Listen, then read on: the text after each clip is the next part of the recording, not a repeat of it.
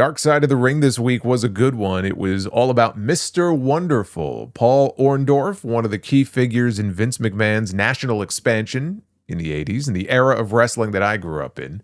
A famous face also from the first WrestleMania, whose prime years really didn't extend much beyond that before injuries took him out of the business. That coupled with being on the road so much, it put a strain on his family life, as it did so many others back then. One common theme that I'm sensing, though, in these episodes is a rough upbringing, shaping, who these people are. We saw that in the last episode with the Renegade and his mother resenting him for having him when she was only 15 years old, and then him being abused by his stepfather. With Orndorff, his son Travis, who's one of the stars of the episode, as he was the only member of the family to sit down for this, he tells this crazy story of his dad coming home with a lot of money one day. And when his mom asked him to, give her the money, he refused. And she knocked him silly with a cast iron skillet and took the money for herself. This is his mother. You couple that with his father's drinking and him growing up poor and in basically a converted chicken coop. It sounds like quite the childhood he had. It was also helpful for them to be able to splice in footage of an old 2002 shoot interview that Orndorff did, so we can actually hear from him throughout the episode. If you remember Mr. Wonderful, he had a 10 out of 10 physique. And even before he got into wrestling, he was a great athlete. He was one of the best to come out of Tampa, Florida. Brian Blair and Gerald Briscoe, they were here in this episode to talk about that aspect of things. Blair and Orndorff and Hulk Hogan, they were all friends dating back to those early Tampa days. Blair also claimed that Orndorff got drafted by the New Orleans Saints, and he played 4 years in the NFL. And we have to correct the record here a little bit. He did get drafted by the Saints. He got drafted in the 12th round. He never played for them, though. To hear him tell it, he was on the field for 4 years. In fact, he never played a single down for them or for anyone in the NFL. He quit during training camp. And then later he attended training camp for the Chicago Bears. He quit that as well, both times because he supposedly got homesick and did not like being away from his family, didn't like being away from Florida, which is kind of funny given the profession that he ended up choosing, right? Led to him being away from home for most of his time in wrestling. But he ended up playing in the World Football League in 1975. He got injured, though, and the league shut down in the middle of its second season. And so that was the end of his football career. They didn't mention this, but after football, he became a champion in arm wrestling. And Orndorff then claimed his father-in-law. This is what he claimed in that shoot interview clip that they had in the episode. He claimed his father-in-law knew Eddie Graham, who was the promoter out of Florida, and Graham gave him a tryout. I was of the belief that it was the sports editor of whatever the Tampa newspaper there was at the time who went to Eddie Graham and told him to bring Orndorff in. Unless the editor was his father-in-law, which I doubt. But Gerald Briscoe, after Orndorff died, in talking to Dave Meltzer, said that Tom, I forgot his last name, but that was the name of the editor. He thought that Orndorff would be a great pro wrestler, having known him from his collegiate days. And he said he was right. So whoever you choose to believe, that was his entry into the wrestling business. Fast forward to 1983. Hogan recommended Orndorff to Vince McMahon, who brought him in, and he went on to have his greatest success working there. Orndorff lived the gimmick, and he even said, "Ask my wife, I was a jerk," which gets into a discussion about all the groupies on the road that would throw themselves at the wrestlers or be waiting for them at their hotels. I mean, this was a common thing back then. I know Meltzer once shared a story, I'm pretty sure it originated from him, about Orndorff having sex with 7 women in one night. I don't know if this predates him getting married, but I'm going to guess not, because I'm pretty sure he was already married by the time he got into wrestling. Whatever arena they were at, there was an office, and in the office there was a couch. And he took part, and again, this is, fabled story here, but he took part in a contest with some of the other wrestlers to see how many women they could have sex with from the start of the show until the end of the show. So basically over the course of a 3-hour period. Now, mind you, this included whatever time they had to step away to go to the ring for their match because they were all wrestling that night. And evidently, Orndorff won the contest with 7 women. I don't want to know what he must have smelled like going to the ring that night. But they talked about him being part of the very first WrestleMania main event. They got into this pretty early here in the episode. Teaming with Rowdy Roddy Piper against Hulk Hogan and Mr. T. This was set up by the angle they shot on the War to Settle the Score special on MTV that aired the month before. This right here, this was the peak of the rock and wrestling era. And it was Hogan on that War to Settle the Score show against Roddy Piper at Madison Square Garden. Orndorff joined Piper in beating down Hogan when Mr. T, who was sitting in the front row, Mr. T, big star at the time, right? Star of the A-Team, which is one of the big TV shows. He's sitting there in the front row, and he sees that the heels are starting to threaten to beat up Cyndi Lauper. He gets in the ring. He makes the save. That's what set up the tag team match for WrestleMania. To hear Hogan tell the story, as he did on Steve Austin's podcast many years ago, not the WWE video one. Austin had an audio podcast for many years, and Hogan was one of his guests. According to Hogan, Orndorff's spot was not originally intended for Orndorff. It was intended for Dr. D, David Schultz. And Hogan said the entire idea for the stuff with Mr. T at WrestleMania came from David Schultz. One of the few stories that Hogan is told that I might actually believe. Because when Piper came to the company, he was a manager at first. He wasn't even wrestling. I think he was still injured coming out of the dog collar match at the first Starrcade with Greg Valentine. I think it was like a busted eardrum, whatever the injury was. But he came in, he was a manager. And the 2 men that he managed were Paul Orndorff and Dr. D. So the connection was already there.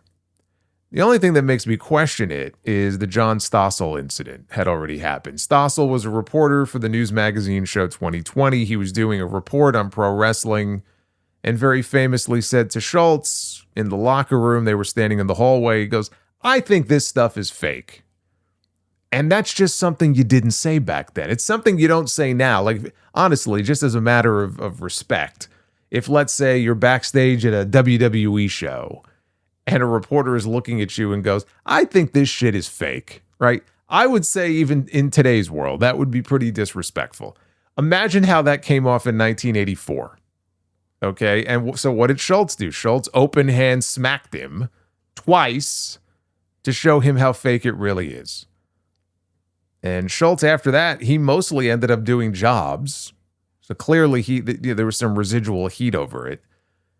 So that's what makes me think, like, would they suddenly include him in the WrestleMania main event if he was doing jobs coming out of that incident? I don't know. I don't know about that. What did him in ultimately, and this is why he got fired, was there was an incident at a show in Los Angeles. This was also the month before WrestleMania.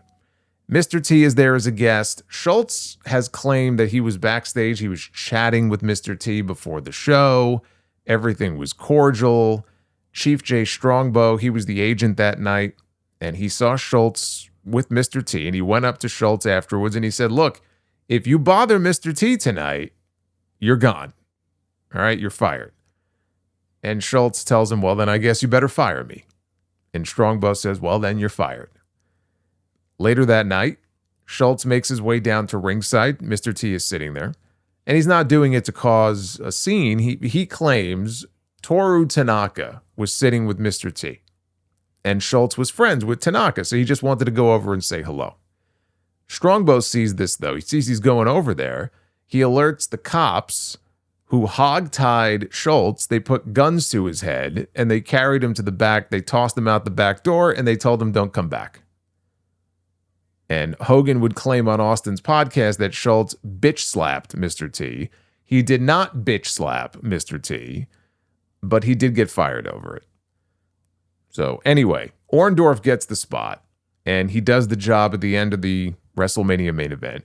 And apparently he wasn't thrilled about his payoff for the show, but it was a prime spot for him to be in. He was never in a spot like that ever again.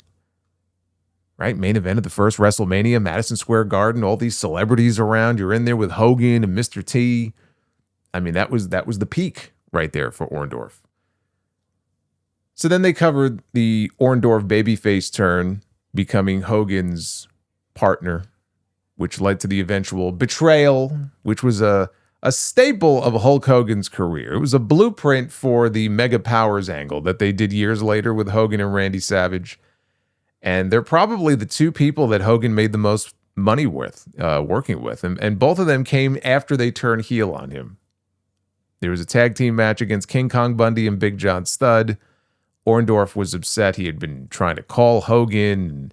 I mean, I guess there had been signs that he was jealous or getting jealous of him. But the angle was that he was trying to call him. Hogan just didn't answer his phone. And they get there that night and Hogan tells him, look, forget about all that stuff, dude. Get your head right. We got a big match tonight. And they come out for the match and you see Hogan just blow right past them as they were making their entrance. And so that didn't sit well with Orndorff. And Orndorff tells Hogan, I'm going to start the match. You just go stand on the apron. I got this. And so Orndorff, he goes wild and has the crowd in a tizzy and then finally tags Hogan in. And Hogan did the same thing and got an even louder response. And this greatly angered Orndorff. And then Hogan accidentally collided with him and knocked him off the apron. That was it. Now Hogan's being double teamed. Orndorff is back up on the apron. He's just watching all of this. And eventually he gets in the ring and he drops the hammer. And he clotheslines Hogan. He gave him a pile driver. This was back when the pile driver actually meant something and it wasn't reduced to the same status as a fucking chin lock. This was a big angle back then. And that led to their biggest box office feud, probably in the history of the company up until that point. Orndorff was pulling $20,000 a week at the peak of their feud. Now, if he was making $20,000 a week, I can't imagine what Hogan must have been pulling. But not bad for a guy who grew up in a chicken coop. They sold out almost everywhere they went. Jim Cornette claimed they were selling 150,000 tickets per week off the program between the two of them. That sounds high. I don't know. I mean, he's not usually one to bullshit numbers like that. So it is possible, but I mean, that's a pretty insane number if true. But it all built to the big event in August of 1986, CNE Stadium in Toronto. They were expecting 25,000 fans. They ended up doing over 60,000 and their first $1 million gate. And it wasn't like it was a pay-per-view or anything on the grand scale of a WrestleMania. This was a local show. Like it wasn't even televised. And a little trivia note, that match drawing as well as it did, doing that kind of crowd is what led to Vince McMahon booking the Pontiac Silverdome for WrestleMania 3. And the rumor has always been that if Andre the Giant wasn't able to do the match with Hogan, Orndorff was the backup who would have gotten onto the card and would have gotten that spot at WrestleMania, which is why Orndorff had no match on that show. It does make sense if they were holding him out to be the backup just in case. But they absolutely could have extended the Hogan-Orndorff feud to WrestleMania and had Hogan wrestle him there at the Silverdome, but the angle with Andre was just so much bigger. You know, Andre going heel for the first time, betraying Hogan. You know, this is a common theme throughout his career, it seems. Like, what did these guys know that the rest of us didn't at the time about Hogan? That all of these people would turn against him. But years ago, you know, WWE, they published a list of the top 5 betrayals in WWE history on their Instagram page. Do you know where this one ranked? It didn't. You know what did? The Bella Twins ambushing Ronda Rousey. Yes, I think they teamed together for like 2 matches before it happened, but it made their top 5 of all time. During that program, Orndorff was injured, and they do talk about the injury here in the episode. He took a clothesline, he landed wrong, and he hurt his shoulder. He had a herniated disc in his neck, he needed surgery, but he refused to go under the knife because of how much money he was making, right? Generational wealth is what his son called it. This was the biggest run of his career, right? I mean, he wasn't about to go home for 6 months. If he's pulling $20,000 a week, you can understand why he would want to gut it out and he wouldn't want to have surgery. The downside to that, though, unfortunately, what ended up happening is he suffered permanent nerve damage that led to the muscles on the right side of his body, led to them atrophying, especially his arm. Like, it's very easy to see how much smaller his right arm was than his left after that. And then ultimately, I think it was in 88, Orndorff leaves. It was not an amicable parting of the ways. He no-showed after asking for some days off, and he was rejected. And at that point, he got out of wrestling. He bought a bowling alley. He had never bowled a day in his life, but he bought a bowling alley off the advice of an investor named Shelton Thorne, who got in his ear, and he would come to find out later on he was running a Ponzi scheme. He was robbing Peter to pay Paul, so to speak. Only the Paul he was paying wasn't Orndorff. He got conned out of all of his money. All the money he made from that big run, all the money he had saved up from his wrestling days, poof, gone just like that. And it didn't help that his wife had developed an addiction to prescription pain pills after being diagnosed with rheumatoid arthritis. She was spending a lot of his money on drugs to self-medicate. All of this led to Orndorff getting back in the ring on the independent scene. He's like, well, got to make money, so we got to go back to wrestling. Because you do what you need to do, right? You do what you got to do to support your family. And Cornette said he even brought him into Smoky Mountain for a time at a very agreeable rate. Then in 1993, he signed with WCW. So they totally glossed over the 3 months that he worked there in 1990. His run in 93, though, was the more successful of the two. And I wasn't really a fan of how they sort of denigrated that run. His son says he really hated the gimmick that they had him doing, where they had this guy, Gary Spivey, who was not a wrestler, but he was this self-proclaimed spiritual healer and psychic. He's the kind of guy you would see in like a 2 o'clock in the morning infomercial on TV. They bring him in to do like a cameo to give Orndorff some words of encouragement, because Orndorff in storyline, he was losing and he kind of lost his mojo. He was down on his luck, doubting himself. And Gary Spivey comes in and convinces him that, you got to turn things around. And he started doing the deal where he fell in love with himself, and he would carry a mirror to the ring with him to admire himself. And they gave him new cheesy theme music, which is a guilty pleasure of mine. I like that theme music, cheesy as it may have been. And believe me, I don't like cheese. But okay, fine, I can understand them not liking that. But before that, he won the television title. He won a couple of tag team titles with Paul Roma. They were a team called Pretty Wonderful. I thought he had a good run there in WCW. I was shocked that they didn't bring up the locker room fight with Vader, because it's such a great story. But I guess time constraints and all that, so I'll tell it. There's a few different versions of this story. Most of them are pretty much in agreement, though, that Vader got his ass kicked by Orndorff.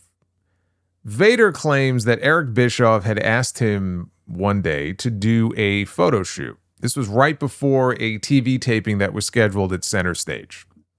Vader does the photo shoot. He shows up late to the tapings. Orndorff, I guess, was working as an agent that night, and because he was splitting his time between being a wrestler and being an agent. He sees Vader, and he asks him, where the hell have you been? You're late. And Vader said, listen, you're not my boss. To which Orndorff may or may not have called him a fat ass, or worse. Vader claims that Bischoff promised that he would let the guys know that he was going to be coming late from the photo shoot, which Orndorff obviously knew nothing about. So the whole thing started out as a misunderstanding. Everybody agrees, though, that Vader sucker punched Orndorff, and that's what kind of started things. Vader says otherwise. He says Orndorff was only a few inches from his face. He was threatening him, and so he just reacted. But he also said he knew he would end up in jail if he really went after him, and so that's why, Vader was covering up, and he was trying to shield himself as Orndorff was laying a beat down on him. Orndorff also kicked Vader in the head a few times while wearing flip-flops.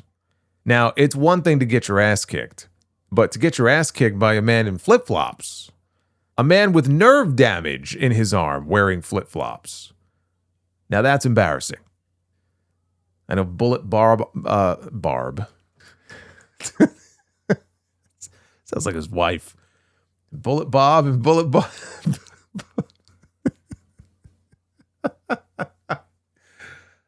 Bullet Bob and Bullet Barb. I don't know why I popped myself there. Bullet Bob Armstrong, he saw the whole thing. He was there that night. He said Paul just beat him until Vader started bleeding. Dave Penzer, he was the ring announcer at the tapings. He said it had nothing to do with Vader being late. He said Orndorff's description of the fight is the most accurate version. Orndorff finally got whisked away into another room, and then Vader claims he was ready to fight. How convenient, right? Now I'm ready to throw down, right? But they wouldn't let him. And he says he told Orndorff, meet him in the parking lot. They'll settle things. But the other agents, they wouldn't allow it. And so that's where it ended. That fight is what led to Vader being fired in 1995. Although he claims he wasn't actually fired, but in the end, he was gone. That was it for him in WCW. And that paved the way for him to sign with the WWF, and he was never the same after that. He was never pushed the same way. He was never the same performer in ring as like the Big Van Vader days. It was hardly the same person. Orndorff's body, at this point, not just his arm, it was really starting to atrophy very badly by that point. So he retired in 95. He served as a trainer for WCW at the power plant until 5 years later, when he was part of a 10-man elimination match between the Filthy Animals, which included a maskless Rey Mysterio Jr., and the Natural Born Thrillers, where he would be working against some of his trainees from the power plant. I think he was teaming with the Filthy Animals. And so he's out there, and he's looking pretty good. All things considered, he hasn't been in the ring in 5 years. He's an older guy. He's got the atrophy on the right side, but he looks pretty good. He hits one pile driver on somebody. And then later he goes to hit another pile driver on Mark Jindrak, who went up. When Orndorff went to go initially pick him up, he jumped too soon. And so they had to kind of, readjust. And on the second try, Orndorff, he ends up falling straight backwards. And you can see him as he delivers this pile driver, he smacks the back of his own head on the mat. Now, the reason that he did it that way, and it looked bad, he did it to protect Jindrak, because had he followed through on the move as he normally does, he said he would have spiked the kid. So instead, he injured himself. And Cornette, he buried Jindrak for it. Orndorff got a stinger, although his son says his dad broke his neck. And he couldn't move. And at first, they just kept wrestling around him. And I'm like, what the fuck? Like, the man is laying there paralyzed, you dipshits. Stop the fucking match.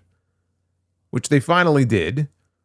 They called the match off. They had to stretcher him out of there. I think they resumed the match on Nitro the next night.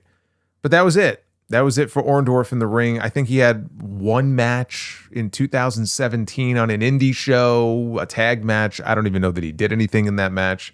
His career effectively ended, though, on that show in 2000. He was inducted into the WWE Hall of Fame in 2005, alongside Hogan and Piper and Cowboy Bob Orton, all of whom were involved in the first WrestleMania main event in some form or fashion. 5 years later, his son starts to notice a decline in his dad's memory, which is only accelerated by the diagnosis of throat cancer. That came in 2011. It was stage 4, no less. Stage 4 lymph node cancer. I remember covering that on the Sound Off. And he burned through whatever savings he had on his medical, bills, and almost lost his house. Plus he had like over $9,000, I think, in back taxes that he owed the IRS. I remember there was a GoFundMe that was started to help him pay his property taxes so that he wouldn't lose his home. I think the last appearance he made on TV was the birthday celebration they did for Hulk Hogan in 2014. That was the one where Brock Lesnar came out and told Hogan, "Party's over, Grandpa." Orndorff was unrecognizable by this point. Like, he looked so much older than other contemporaries of his who were the same age. He looked 10 to 15 years older, and he had the handlebar mustache.